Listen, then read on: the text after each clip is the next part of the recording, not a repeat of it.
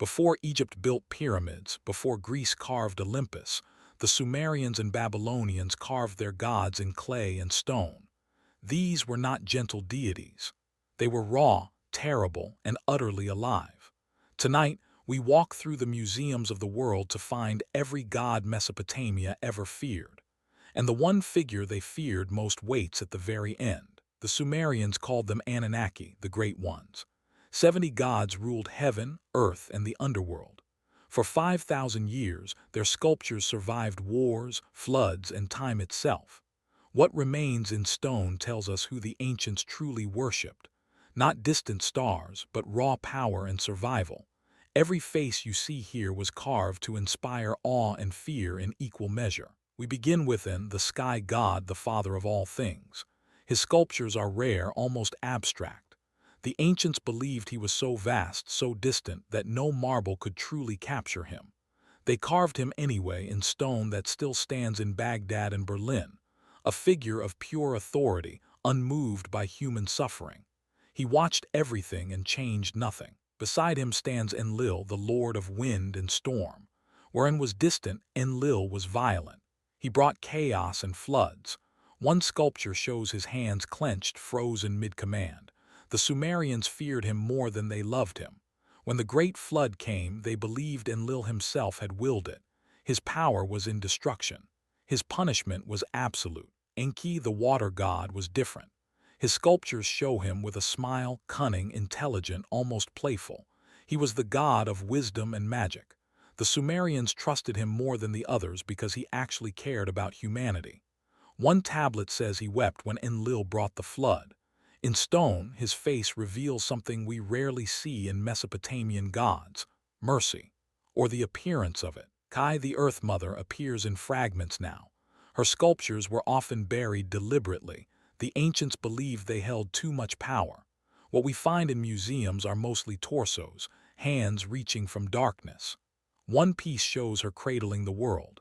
In Mesopotamian art, creation was not gentle. The earth was born from violence, and Kai's stone face reflects that brutal truth. Then comes Ninhursag, the mother of all animals and plants.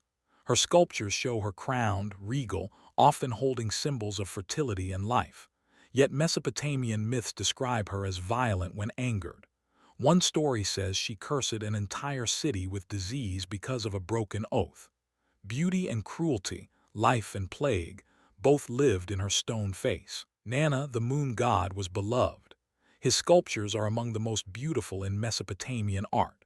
Smooth features, a calm gaze, often shown in a crescent-shaped throne. Yet the Sumerians knew something we forget. The moon controls the tides, the seasons, life itself. Beneath that beautiful face was absolute dominion over time. Nanna was love and law bound together in stone. Udu, the sun god, was Nanna's opposite: bold, fierce, relentless. His sculptures show him in motion, often holding weapons. The Sumerians believed he judged the dead as well as the living. His stone eyes seemed to see everything. One sculpture in the Louvre shows him mid-stride, as if caught just before striking. He was justice with a sword, never merciful. Now we turn to Inanna, goddess of love and war. Her sculptures are everywhere. Museums from New York to Baghdad hold fragments of her divine face. But here is what makes her terrifying. She is both. Not love or war, but love and war in one form. Ancient tablets describe her as seductive one moment and slaughtering armies the next. Mercy was beneath her. Her descent into the underworld is one of Mesopotamia's oldest myths. A sculpture cycle exists showing her removal of each layer of royal clothing as she descends into darkness. 7 gates, 7 garments shed. In the underworld, she dies and is reborn. Some scholars believe this cycle inspired the later underworld journeys of every civilization. Inanna's struggle carved in stone became humanity's metaphor for death itself. Ereshkigal, queen of the underworld, waits at the bottom. Her sculptures are rare. The ancients rarely carved her image, believing it brought misfortune. The few that survive show her as more terrible than any surface god. She does not tempt or seduce. She simply is. Her presence is finality. One statue in Istanbul shows her hands open, as if receiving the dead without question or mercy. Shamash, another name for Udu in later periods, appears again in Babylonian sculptures with even more authority. The later empires made him more powerful still, his right hand raised in blessing or judgment, sometimes both. The Babylonians carved him watching over kings, over law, over truth itself.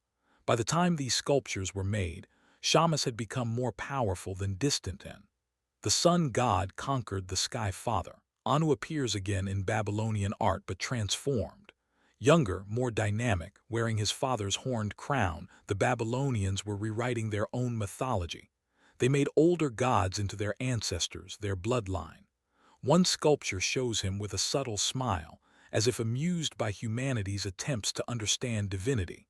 He looks almost modern, almost knowable. But that smile hides something ancient and cold. Anu had a son Kumarbi in some texts, a violent deity who would castrate his father. This myth repeats across Mediterranean cultures. The Babylonians carved his image less often, but when they did, his sculptures showed rage. Raw castration imagery in stone. What we see here is Mesopotamia's own mythology fragmenting, changing, competing with itself. Every power shift in the empire rewrote the gods. Now we arrive at the Babylonian Empire itself, when Marduk rises from obscurity to supremacy. He was once a local god of Babylon. Then the city conquered Mesopotamia. His sculptures grew larger, more ornate, more divine with each passing reign. One text describes him receiving the powers of every other god combined. 50 names, 50 forms, 50 reasons to fear him. One mortal city made him king of heaven. Marduk's ascension was told in the Enuma Elish, one of humanity's oldest written epics. The tablets were recited every Babylonian New Year.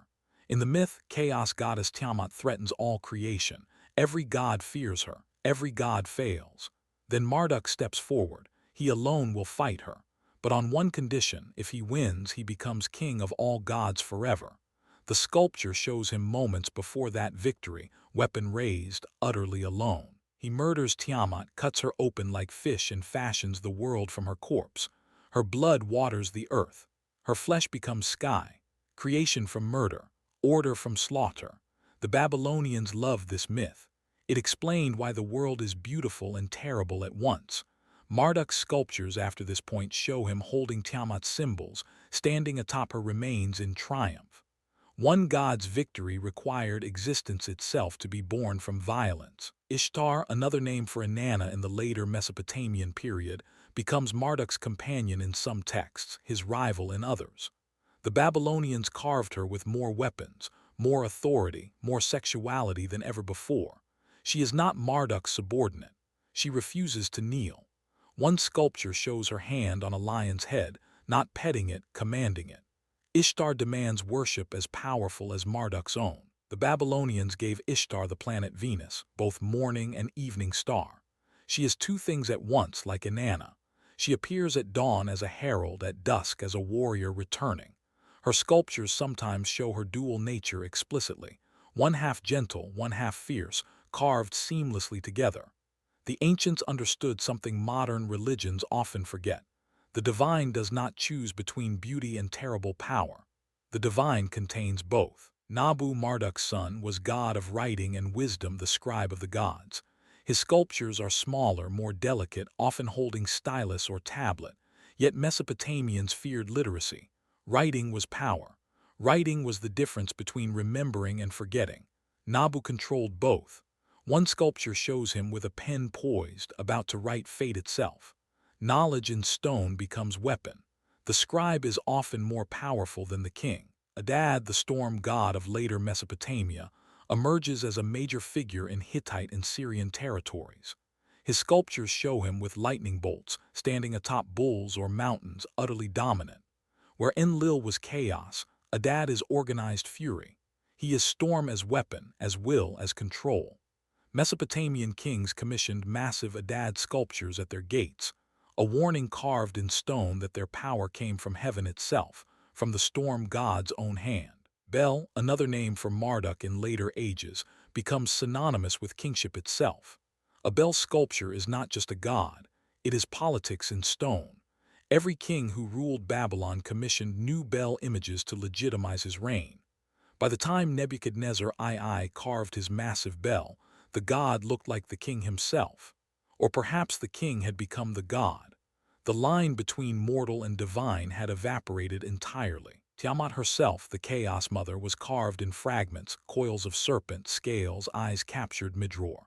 The Babylonians refused to make her whole. To carve Tiamat completely would invite her return. So museums hold her in pieces. One eye in London, coils in Baghdad, jaws in Berlin. She is scattered, defeated, dismembered, the only way to keep her dead. Yet even in fragments her sculptures are terrifying. Broken, she remains supremely powerful. Ninhursag appears again in later texts as Aruru, a creator goddess who shapes humanity from clay. Her sculptures show hands covered in clay, fingers delicately forming faces. Yet the myths say she also created demons and plagues. She builds and destroys with the same hands. One Babylonian sculpture shows her with clay still dripping from her fingers. The viewer can almost see it move. Creation permanently poised on the edge of catastrophe. Anshar, the horizon god, appears less often but carries enormous weight when he does. Sculptures of Anshar show him literally holding sky and earth apart, a visual metaphor made solid. His form is both sky and not sky, containing contradiction in stone. The ancients understood physics intuitively. Something must hold the world apart or it collapses into chaos. Anshar is that something. He is constant, invisible pressure made visible. Lahmu and Lahamu, the primordial pair, are barely humanoid in their sculptures, more serpent than man or woman, bearded yet alien, eyes that do not look forward but sideways, as if always watching something beyond human perception. They existed before sky and earth were separated. Their sculptures remind us that divinity did not begin with beauty or recognizable form. Monsters came first. Creation began with creatures we would call abominations. And yet there is one more. One figure carved so carefully, so deliberately, that the Babylonians hid her sculptures deep in temples where sunlight never reached. Ishara, the goddess of oaths and the underworld's messenger, appears in only 3 known sculptures in the entire world. The museums keep her in back rooms. She is the god they feared most, not to worship, but to forget. Why would they hide her? What oath did she keep that terrified the mightiest empire Mesopotamia ever knew? She was the witness to every promise, every contract, every binding word. In a civilization built on written law and imperial decree, she was the force that made those words absolute. To swear by Ishara was to accept eternal punishment if you lied. She did not enforce, she condemned. She was not war or love or wisdom. She was consequence itself, made divine, made stone. The Babylonians feared her more than chaos because chaos is at least honest. Ishara was the price of order. The gods of Mesopotamia are gone now, their temples are dust, their priests forgotten, their worshippers scattered. But their sculptures remain in museums, watching silently across 5,000 years. From man's distant sky to Ishara's hidden judgment, they offer one truth. Every civilization fears the same things: order and chaos, creation and destruction, beauty and terror forever bound together in stone. What god do you fear most? Tell me in the comments below, and subscribe to walk the next hall of gods in stone.